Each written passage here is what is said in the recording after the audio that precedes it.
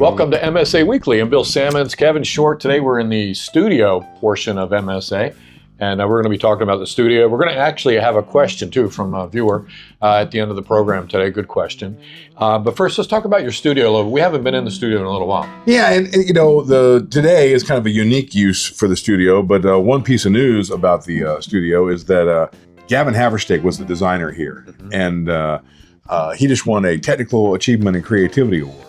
And that's a TEC award, and that's like one of the highest awards you can get for studio design. Wow! And we were, lucky to have Gavin involved in this project from start to finish. Yeah. And part of that, what Gavin designed, and we'll go in there in a minute. But the size of the facility that we have here, it's the largest studio in Delaware, probably the largest studio on the Eastern Shore. I'm pretty sure of that, and it allows us to do other things besides just record bands. So today, as we shoot this. Today is International Jazz Day. Okay. I didn't know that. I didn't either. It's also would have been my parents' anniversary, but I knew that. I didn't know it was. I didn't know it was International Jazz Day. But we're having a concert here for International Jazz Day. So today we're actually going to have an audience in the studio for two shows, and we have the Warren Wolf Quartet. Warren plays marimba, but we just wanted to kind of showcase some of the different uses that we get here out of the studio. I've never really thought about it as a venue before. I think you come here and record, but you can come here and do an event. Exactly, and that's what's going to happen today. This is a ticketed event. They'll turn the house. They'll have two audiences today, and it'll be very intimate, and it should be a good show. Can we back up to Gavin Haverstick for a second? Absolutely. Hasn't he been at the Worship Production Conference? He's been a speaker there at least 3 times. Wow, wow. So a guy of that caliber, not only designing your studio, but coming in and kind of, feeding into the local worship. He's harder to get now.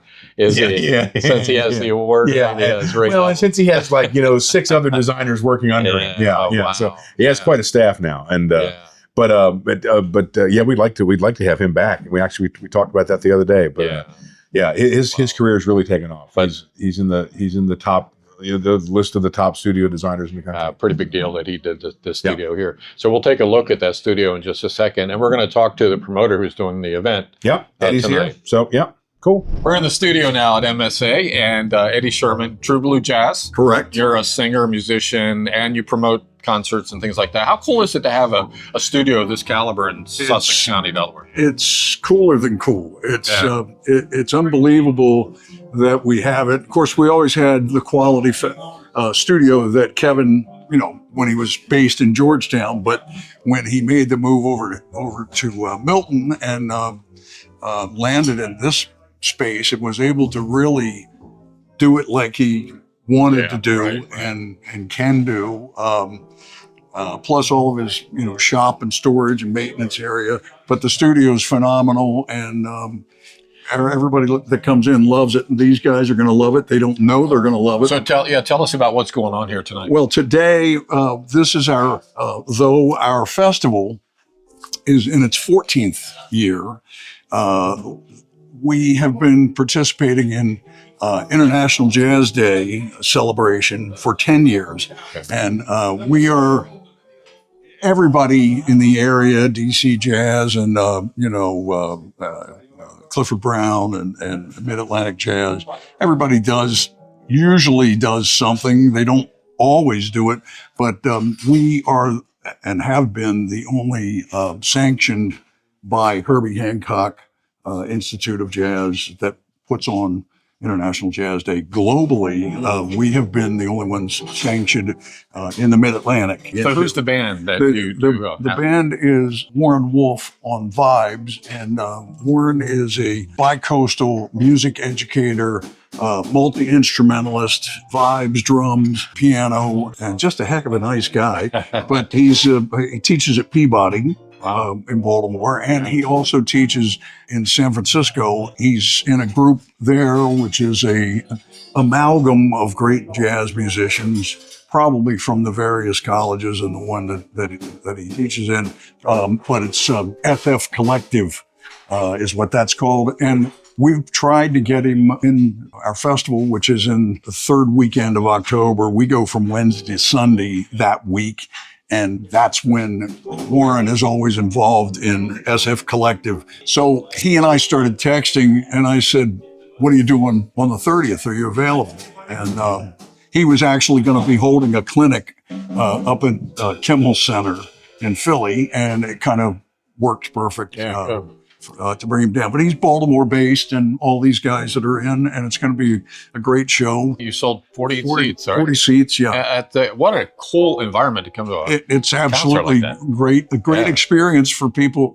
I mean, anybody off the street, would enjoy hearing any group in here, regardless of what the genre of music is. Yeah. But this will be a very sweet space to hear live jazz.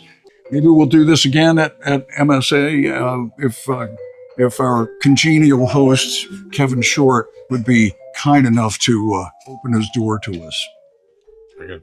So we're back in the lounge at the studio here at MSA, and we have a viewer question. The question, Kevin, that came in is, what's the difference between line level and mic level? So if you want to ask a question, this one was actually that came in the comments of one of the other videos. You can also email me at kevin@midsouthaudio.com. But that was a question. They had they didn't know the difference between mic level and line level. And mic level is a very, very, very small signal. It's in the millivolt range. That's why you have to have a high quality microphone preamp, because you gotta have like 1,000 times gain, for that microphone to work. Line level is anything that's an active signal, like the output of a console or whatever. That's in the 1 volt like minimum range. So big difference between a millivolt and 1 volt, and that's the difference. That's why line level signals, like you can't put a line level signal in a microphone input because you'll just distort it and it'll be all clipped. So if you did that, you would need at least 40 dB of pad, 40 to 60 dB of pad, and a lot of direct boxes have that capability. But that's the difference. A mic level signal is very, very small. So you've heard of pro tips. I've got an amateur tip. When you're operating a camera, take your headphones off before you flip it from mic to line. That's a really good idea. I have learned the hard way. Very good. Because if you turn it to mic while you've got a line level signal that's coming in, I may have done that. Be painful. Yeah, I may have done that. That's before. Exactly right. Very good. Well, if you have a question, again, Kevin@midsouthaudio.com. Yep. And we remember to hit the like and the follow. And, we appreciate that. Thanks everybody for tuning in. Yeah, we'll see you next time on MSA Weekly.